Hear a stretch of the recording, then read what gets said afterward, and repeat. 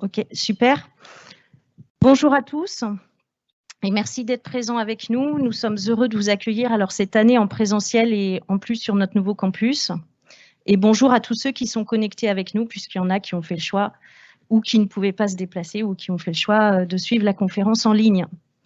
Donc, la matinée va être assez dense. Vous avez le programme dans les petits bouclettes rouges qui vous ont été distribués à l'entrée. Je veux juste rappeler quelques règles en fait de ces matinées copains.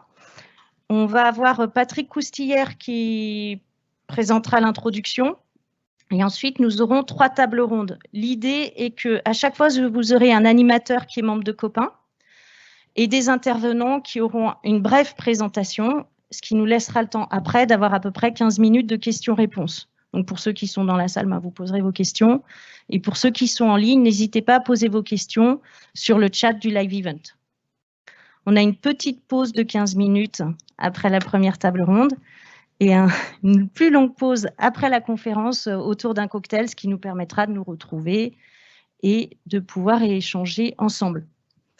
Alors, j'ai beaucoup prononcé Copain, vous l'avez vu beaucoup dans les invitations, donc je laisse la parole à Laurence, qui est présidente de Copain et qui pourra vous expliquer en quelques mots ce qu'est notre association. Merci Laurence, vous m'entendez? Oui. Bonjour à toutes et à tous, merci de vous être déplacés et c'est très bien qu'on ait la possibilité de se rencontrer encore quelques temps de façon réelle. Donc un mot sur Copain qui est une association de praticiens de Knowledge Manager qui a été fondée en 2003 par Martin Rollo-Dugage qui est ici. Nous sommes une association qui se rencontre de façon très régulière, généralement de façon mensuelle, sur un agenda de travail qui est co-construit entre les membres, donc une vingtaine de sociétés qui a des démarches parfois très avancées, parfois émergentes autour du knowledge management. Nous pratiquons également des peer reviews de façon à nous faire bénéficier les uns les autres de nos retours d'expérience sur divers domaines du knowledge management. Vous pouvez trouver nos informations sur cop-1.net et nous sommes ravis de cette collaboration déjà de quelques années avec Schema et je vous remercie de nouveau de votre présence.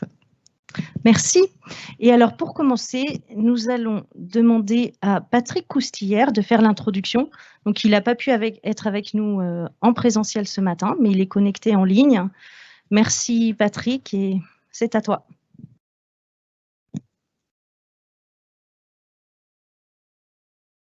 Problème de son.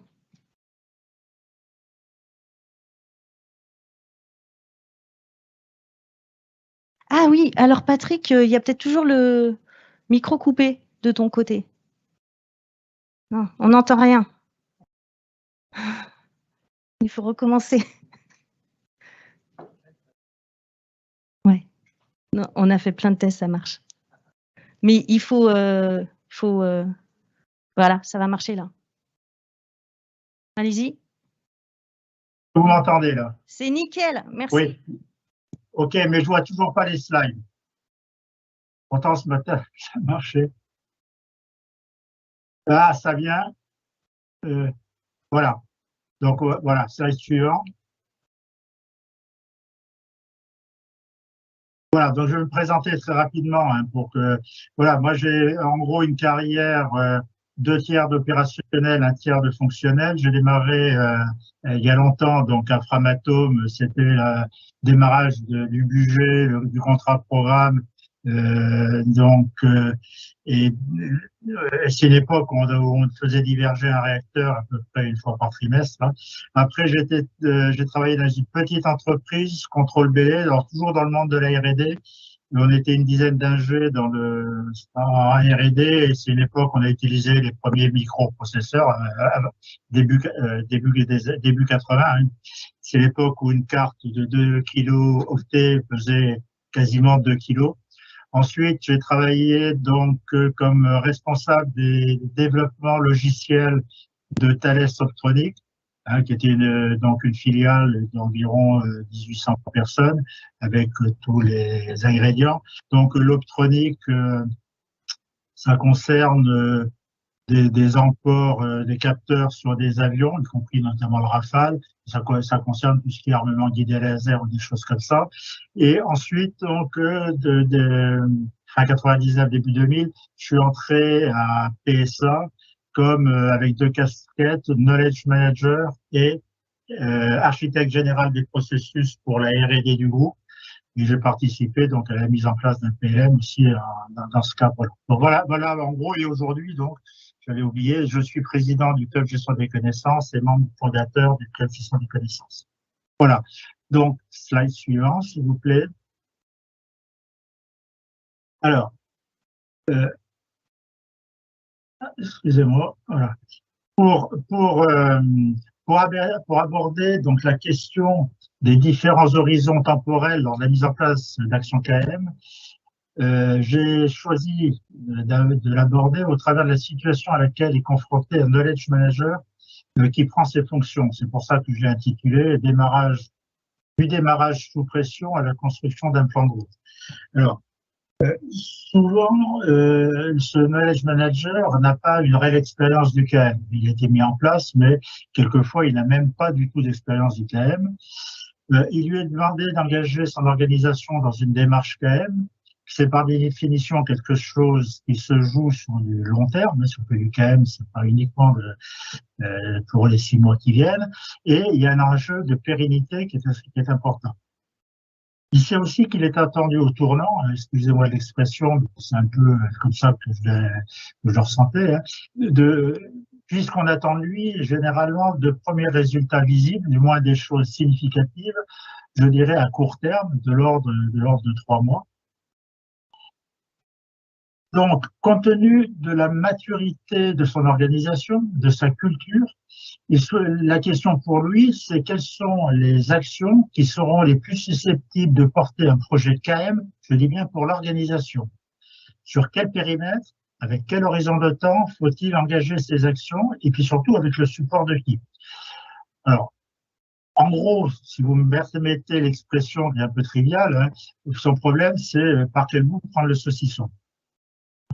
Alors, on peut résumer ça au travers de quelques questions qui se posent. Pour lui, c'est en gros, par quoi commencer? Y a-t-il des recettes? Doit-on viser des actions de long terme tout de suite ou faire de petits pas au risque, alors j'ai dit au risque de s'user, parce que on sait bien quand on fait des petites choses pas très visibles, au bout d'un moment, ça peut passer inaperçu et puis voilà. Et puis, y a-t-il des alliés naturels qui seront des points d'appui et je dirais des socles? En définitive, est-il possible de passer de la réaction à une situation subie à quelque chose de construit et de planifié? Et puis un point qu'on va voir, auquel on ne pense pas toujours, peut-on tirer parti de l'organisation pour y arriver? Slide suivant. Alors, voilà. Donc, au-delà, je dirais, de l'état des lieux qu'il ne manquera pas de faire, il va commencer à se faire un peu une liste, essayer de faire l'état des lieux de ce qui est envisageable comme action.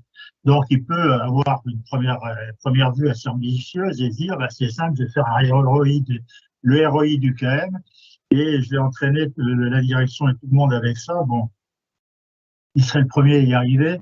Et puis, comme action en plus, c'est pas très concret.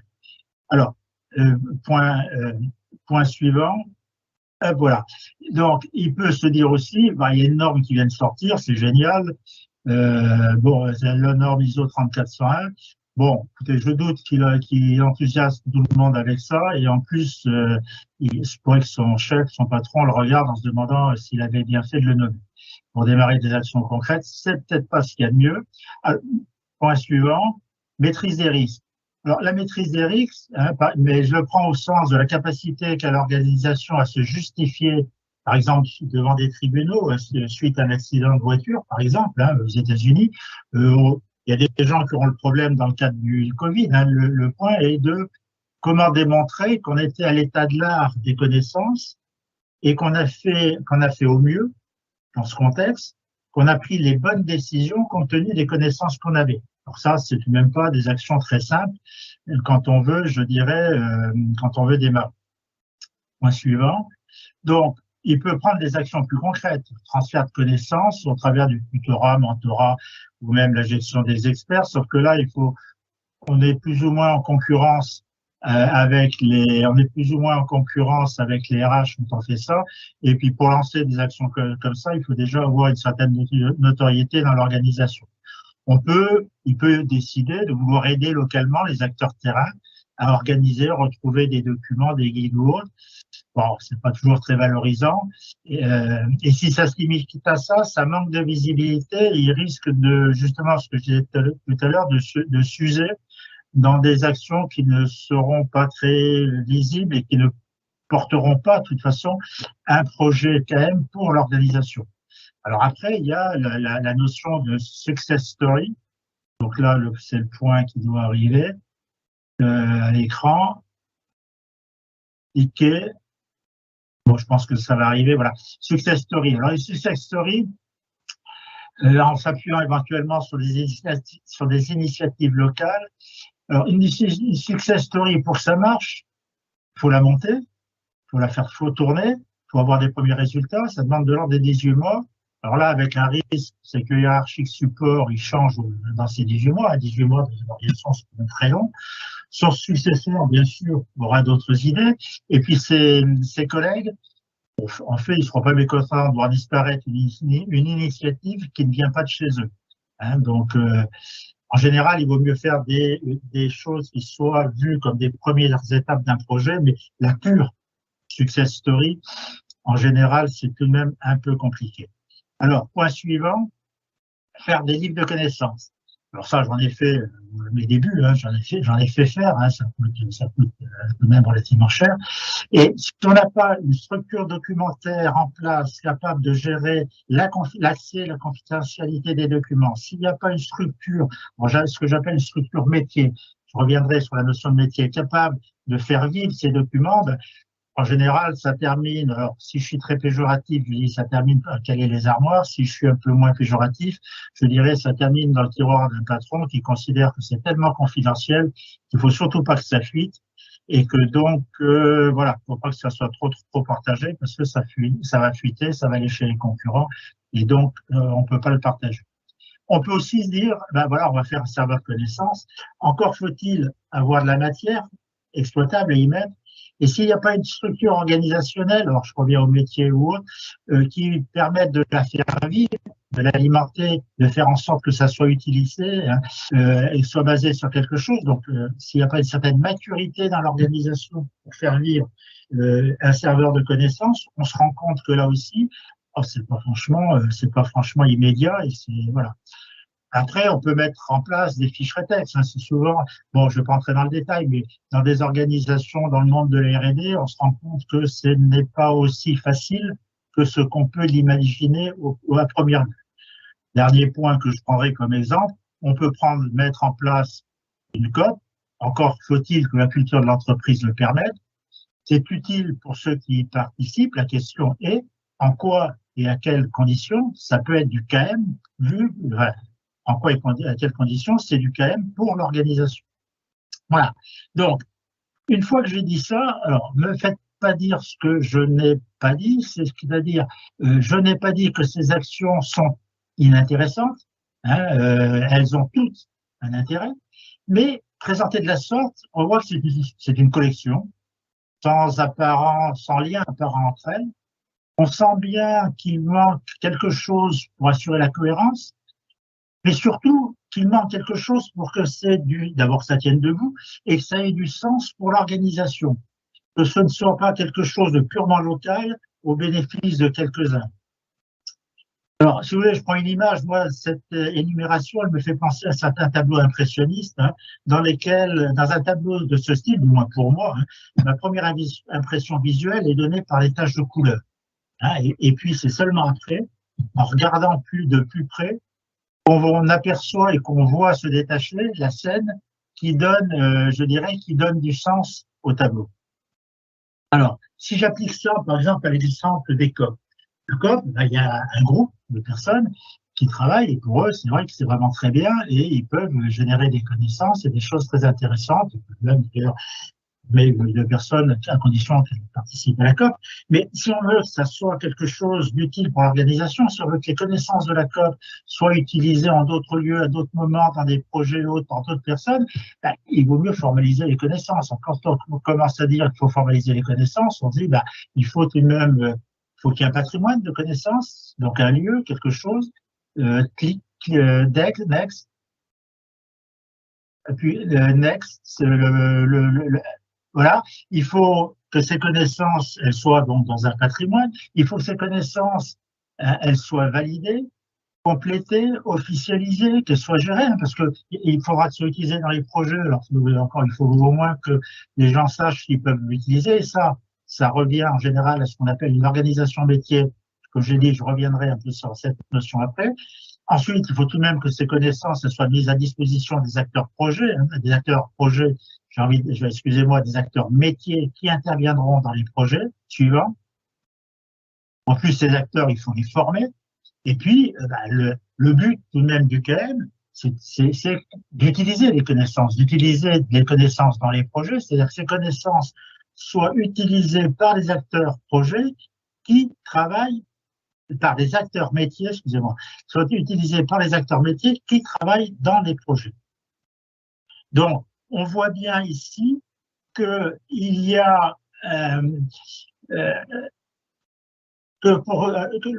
si on se met à la place du KM manager, on voit bien que pour que les actions que j'envisage deviennent vraiment du KM pour l'organisation, il faut travailler à la mise en place d'activités, alors que ce soit des dispositifs managériaux, des processus, éventuellement supportés par des outils, pour donner du sens aux actions KM envisagées et proposer un projet KM pour l'organisation.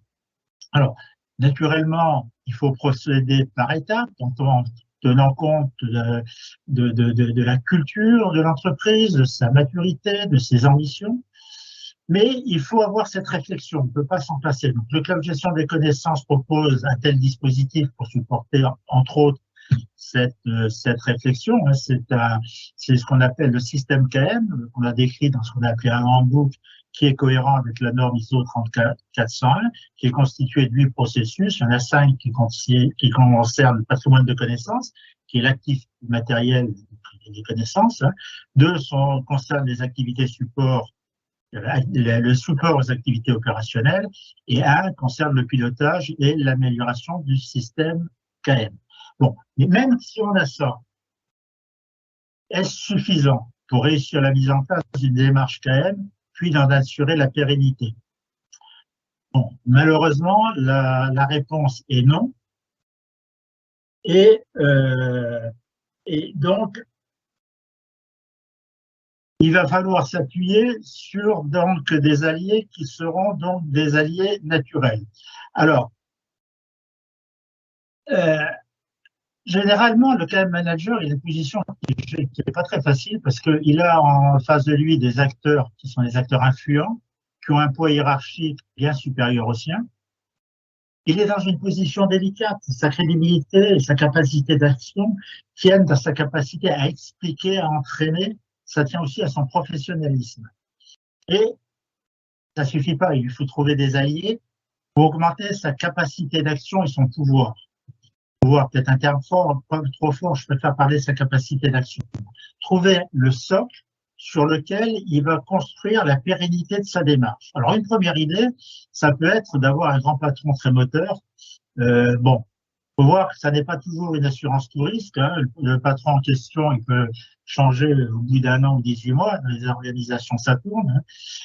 Par ailleurs, si on a affaire à un patron, vous savez, qui est très, très actif, qui, comme on dit, monte sur le tonneau régulièrement pour défendre l'action et est vraiment très impliqué, tout plein d'idées, c'est aussi un peu délicat parce que le jour où il change, ses équipes poussent un ouf en se disant ouf, on va arrêter d'avoir une idée tous les jours et il est temps de passer à autre chose.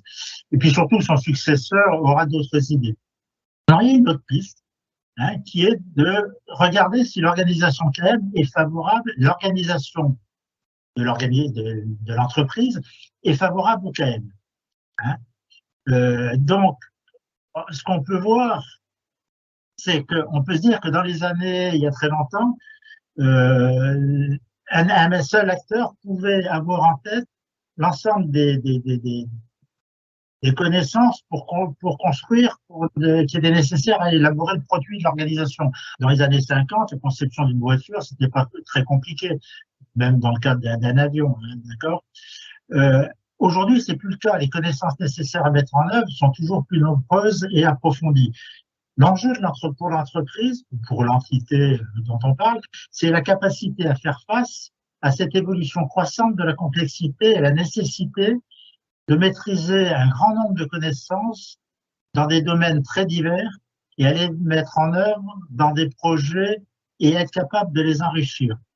Donc, les organisations sont donc condamnées à évoluer pour faire face à ce que j'appellerais l'augmentation de l'entreprise de leur monde, en fait, augmentation de l'entreprise de notre monde. Et lorsqu'un patron définit et met en place une organisation, il y a voire des intentions. Et c'est ce que nous allons voir donc à partir donc des petits schémas qui sont présentés. Donc le premier à gauche, il s'agit d'une organisation hiérarchique qui prévalait donc je dirais dans les années 50, 60, je pense même jusqu'aux années 70, dans lesquelles on a des organisations qui sont purement hiérarchiques et les projets au cours de leur vie se déplacent, sont pris en charge par des morceaux de l'organisation. Au début, ce sont des organisations, c'est l'organisation étude. Après, c'est une organisation industrielle qui prend en charge la suite du projet. D'ailleurs, dans les débuts d'Airbus, c'était un peu comme ça, si je me rappelle bien, si je dis pas de bêtises. Et puis, après, pour certains produits, quand le produit est en vie courante, c'est une organisation après-vente qui prend en charge le produit. Alors, dans ce cas-là, la connaissance est plutôt portée par des individus. L'organisation n'a pas réellement de rôle vis-à-vis de la connaissance, et bien souvent, et les projets sont bien souvent pris en charge par des équipes intégrées. Donc le projet il marche, il y a des gens qui sont compétents et il foire si les gens sont pas compétents. Et l'organisation, en fait, malheureusement, dans ce cas-là, elle l'apprend pas. Alors vous avez un deuxième schéma qui est celui du milieu, où là, c'est ce qu'on avait appelé l'organisation matricielle. Alors, là, dans l'organisation matricielle, il apparaît une direction projet qui a pour objectif de l'atteinte des objectifs du projet et des services métiers qui sont chargés de fournir des ressources et d'assurer le partage des savoirs et des bonnes pratiques. Alors, je vous ai dit que je reviendrai sur la notion de métier. Un métier, dans ce que j'expose, est une entité de l'organisation en charge de la réalisation d'un sous-ensemble d'un produit, d'un service ou d'une prestation.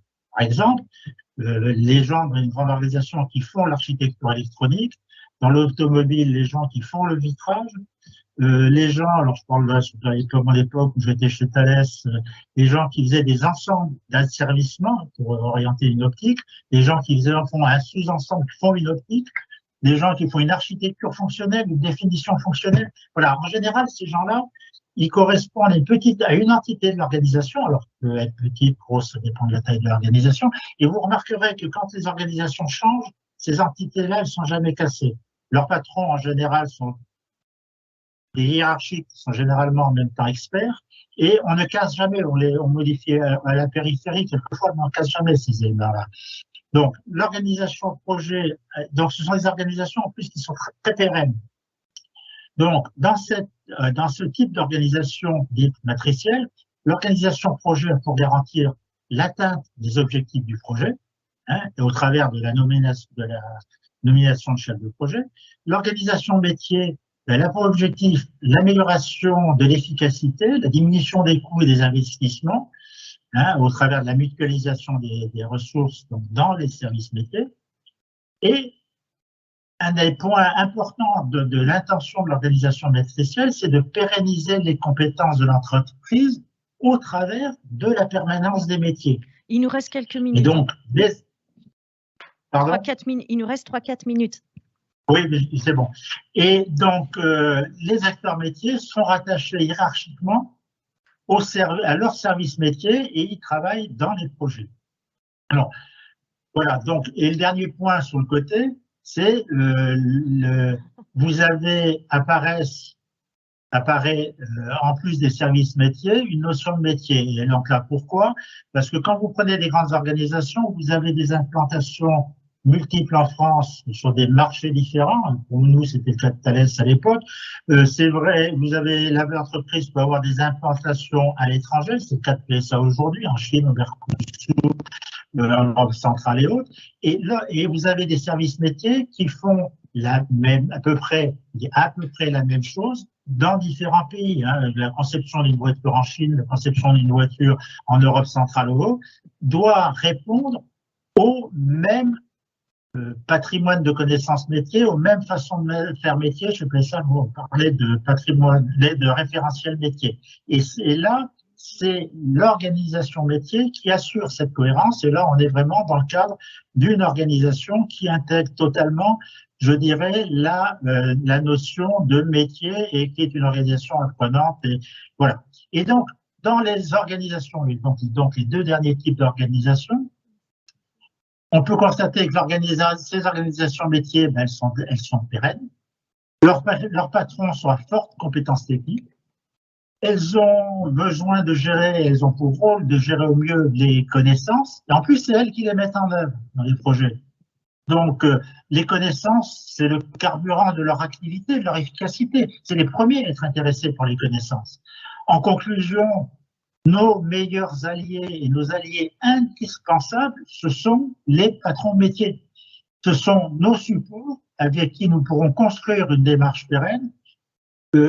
C'est eux qui ont les effectifs, puisque c'est eux qui mettent en œuvre les connaissances dans les projets. Ils ont la capacité d'agir.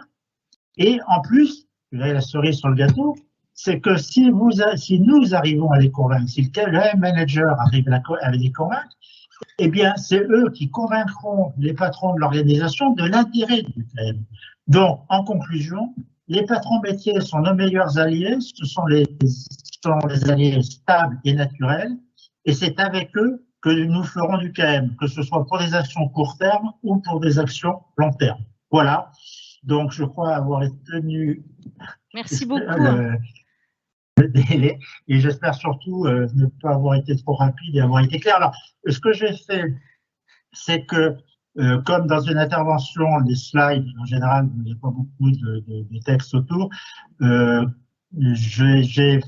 intervention, je l'ai rédigée sous forme d'un article que vous pourrez trouver soit sur LinkedIn dans quelques jours, soit sur le site du Club des gestions des connaissances dans quelques jours. Ça vous permettra d'avoir un peu de façon plus sereine le discours que j'ai essayé de tenir ce matin.